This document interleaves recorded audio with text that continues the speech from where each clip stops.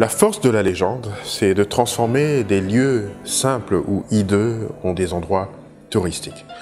La naissance de Jésus-Christ dans une bergerie de Bethléem en a fait un endroit plus emblématique.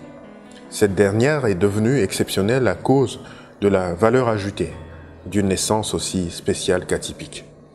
Crois-moi, la terre tout entière peut devenir un endroit exceptionnel, parce que seulement tu y as vécu, mais à condition que tu sois une légende.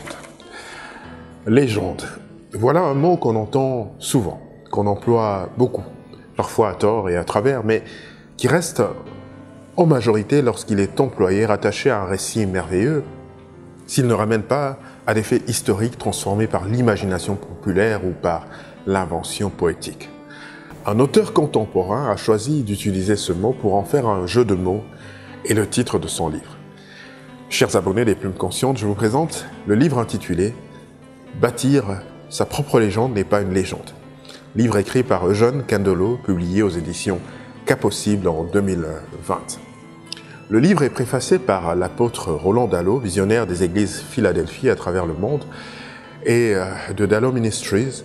Bâtir sa propre légende n'est donc pas une légende, vient après Florilège d'espoir, un recueil de poèmes que l'auteur a écrit pour marquer donc son époque à travers les frontières de la République démocratique du Congo. Eugène Candelo, qui est-il? Voilà un conférencier éclectique, transformateur à succès, écrivain, expert en communication et leadership, avec un réseau en coaching et mentorat étendu au-delà des frontières de la République démocratique du Congo.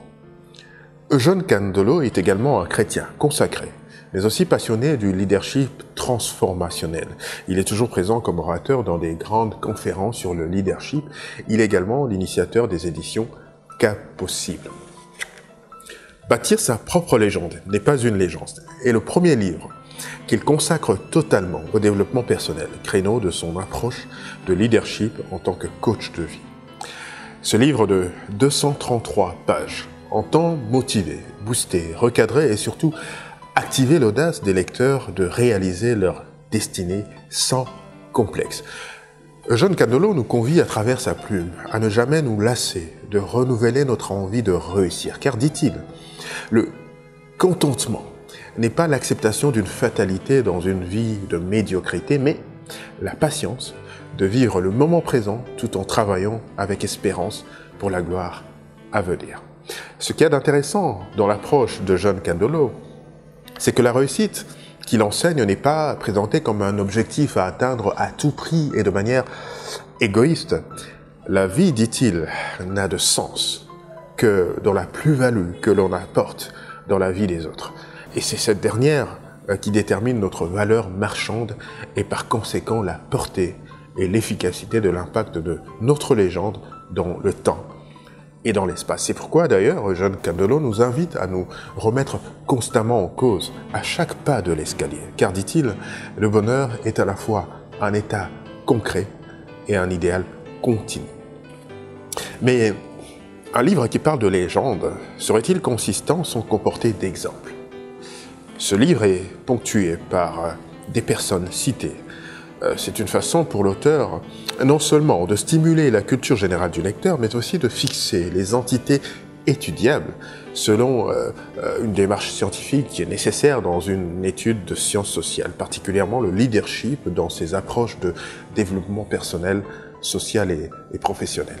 Les personnes qui sont citées donc dans ce livre illustrent les théories et des principes énoncés par l'auteur pour permettre de bien cerner notamment le type de légende. Voilà donc un éveilleur de conscience qui coach la jeunesse congolaise sur les opportunités de développement à saisir. Tenez, pour terminer cette capsule, je vais vous lire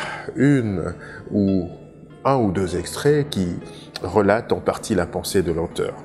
En page 159, voilà ce que l'auteur nous dit, par exemple. Même avec l'empreinte de l'ADN d'un mentor, on doit savoir se démarquer pour être original. On peut chanter comme on peut prêcher, comme on peut écrire, mais il faut ressortir le soi-même. C'est bien d'évoquer les citations célèbres pour donner aux arguments une force d'autorité, mais Quand on n'a pas ses propres citations, on ne peut pas mieux parler de la créativité avec pertinence. Autant, chaque domaine de la vie est particulier. Chaque destin humain a sa spécificité. Chaque destin a son processus. Pour les uns, c'est assez court comme leur culotte, et pour les autres, c'est manche-langue, et ça prend plus de temps. Nous tombons souvent dans l'erreur de comparaison aveugle. Pire, dans le péché d'envier les autres. Rendez-vous au prochain numéro des Plumes Conscientes. Partagez la vidéo au maximum à vos contacts et invitez vos amis à s'abonner à notre chaîne Les Plumes Conscientes. Nous sommes également sur Instagram et sur Twitter sur le même nom, Les Plumes Conscientes. Lisez.